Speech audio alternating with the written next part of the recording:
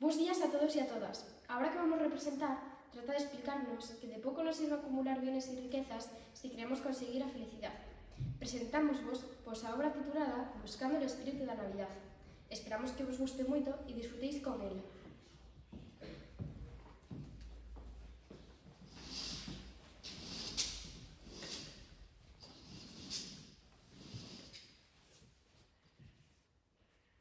Fai algún tempo, nun país non moi lonxe, viviu un rei que, a pesar de terlo todo, non se sentía satisfecho.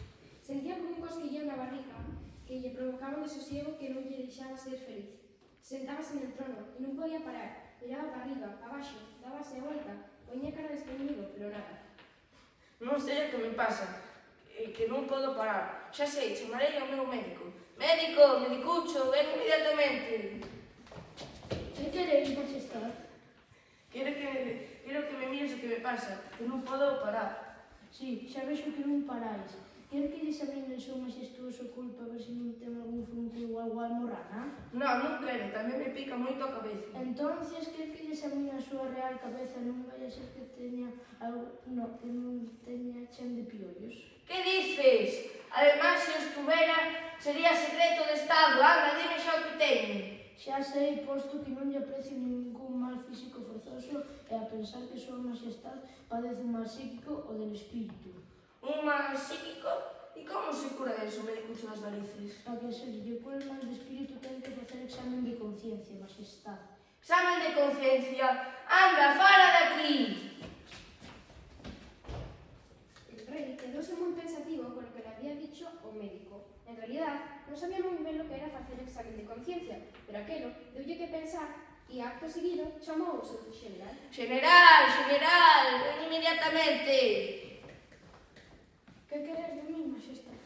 Quero que me fagas examen de conciencia do meu exército. É poderoso o meu exército? Meu señor, súa majestade, pois é o exército máis poderoso do mundo. Desde que destronou al rei con Chinchina, que era el que nos molestaba, el seu exército non ten rival.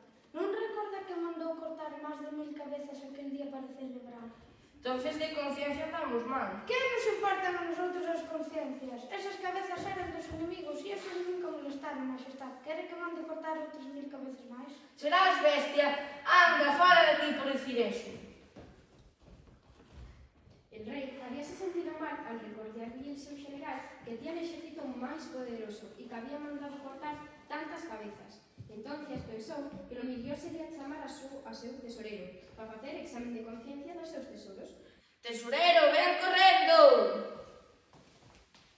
Que queredes, majestade? Quero que me fagas examen de conciencia dos meus tesoros. Majestade, a día de hoy todos os seus cofres da súa majestade están cheos de diamantes, perlas, rubíes, zafiros e toda clase de monedas de ouro e de prata. De onde saliron todos esos tesoros? Pois saliron dos botines, dos condenados a mortes e das guerras. Que mala conciencia me dá eso que decís. Pódense solucionar de alguma maneira? A única solución que vai a súa majestade é que mandeis construir 100 cofres e unha cámara acorazada para guardar novos tesoros que consigáis. Se fago eso, cada vez sentirei máis formigueos na barriga e no cu.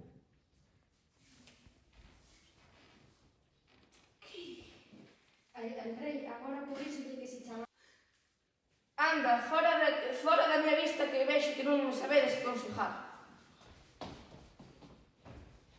El rei agora pobríselle que se chamaba a reina, quizás ela sabía resolverlle o seu problema de conciencia. El rei agora ocurríselle que se chamaba a reina, quizás ela sabía resolverlle o seu problema de conciencia. Sirvienta! Que quereis, majestade? Eu teño unha reina, non?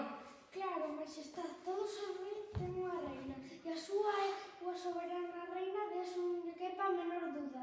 Pois dille a miña soberana reina que venga inmediatamente.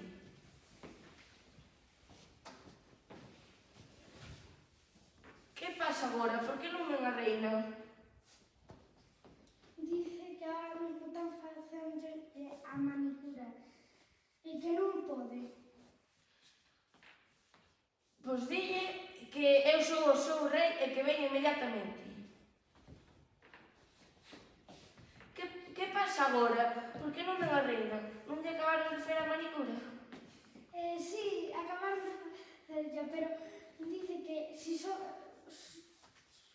o seu rei é que é a súa soberana reina e que vendrá cando le dé a súa soberana gana. Pero bueno, isto é colmo. Dille que venga xa.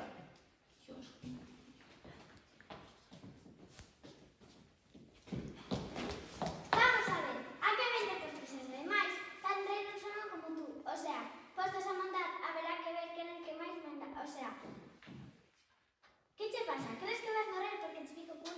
Desde logo os hombres non vales pa nada.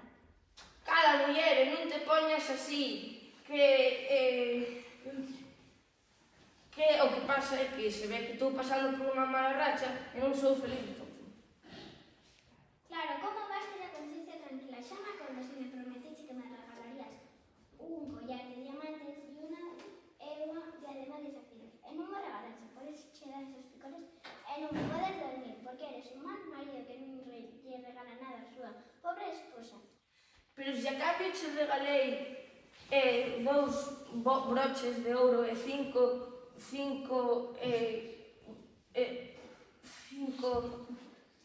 broches de esmeraldas. Sí, pero eso non vale. Eu quero que me regales o que me prometiche. Ese non, que non se chiquito nos picores. Pois, regalarlle todo o que queira. Vai lá que me vai a volver todo. A pesar de que el rei lle concediu á reina todo o que lle pediu, non se lle quitou o seu mal de espírito e seguiu tan desgraciado como sempre, el prove infeliz. Un día acordouse de que na corte vivía unha sabia moi sabia que tía fama de ser sabia e debía ser verdad. Inmediatamente mandou a súa sirvienta que la levara á súa residencia. Sirvienta, vai buscar a sabia, sábelo todo. Agora mesmo, Majestad. Aquí ten, a pillir por os pelos porque ibase de vacacións sen o seu permiso. A ver, dime, sabia, sábelo todo. Que teño que ser para volver ser feliz? A sabia, que era sabia de verdad, rascouse a cabeza, pasou a mão por a cara, deuse e nada, non dixo nada. Anda, dilo xa, que me vas volver tolo. Non sei. Teslo xa, que parece que vas cagar. Teño na sonda de lengua, Majestad. Pois dilo xa, porque senón mando xa cortar. Xa lo teño, Majestad. Non soy feliz porque todavía non soy lo suficiente rico, lo suficiente poderoso, non. Tú estás tola, acábame de dicir o meu tesorero, o meu general, que sou o máis rico e máis poderoso do mundo. Pois faltaos o caso para ser máis rico e máis poderoso.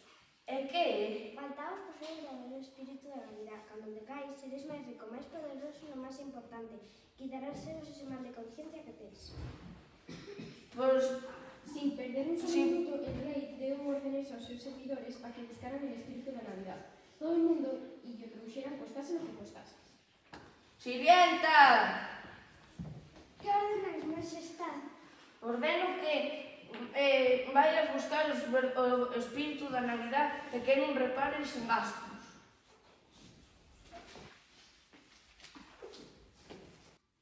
Como ordenou el rei, así se fixo.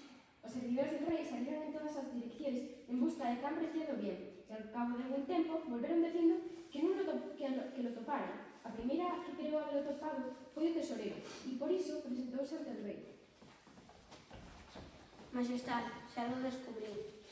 Conseguicho atopar o espírito da Navidad? Sí, Majestad, e trouxelo. Este home que estaba comprando no Carrefour como tolo. Pregunteille e díxome, é porque é Navidad. Seguro que está poseído polo verdadeiro espírito da Navidad. Se este posee el espírito da Navidad, eu sou o obispo de Roma. Non me creo nada de nada.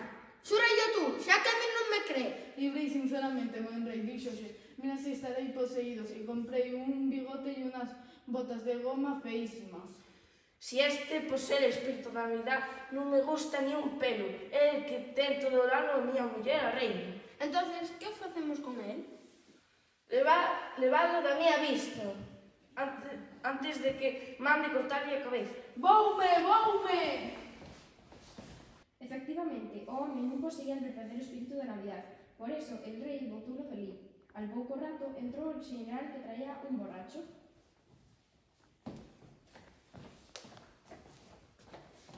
Creo que vin con el verdadero espírito da Navidad. Atopei nas tomas bebendo champán e está moi contento. De seguro que ten el verdadero espírito da Navidad.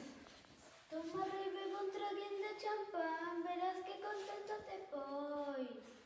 Anda, levade a este home a nuestra voz hasta que se lle pase a borrachera.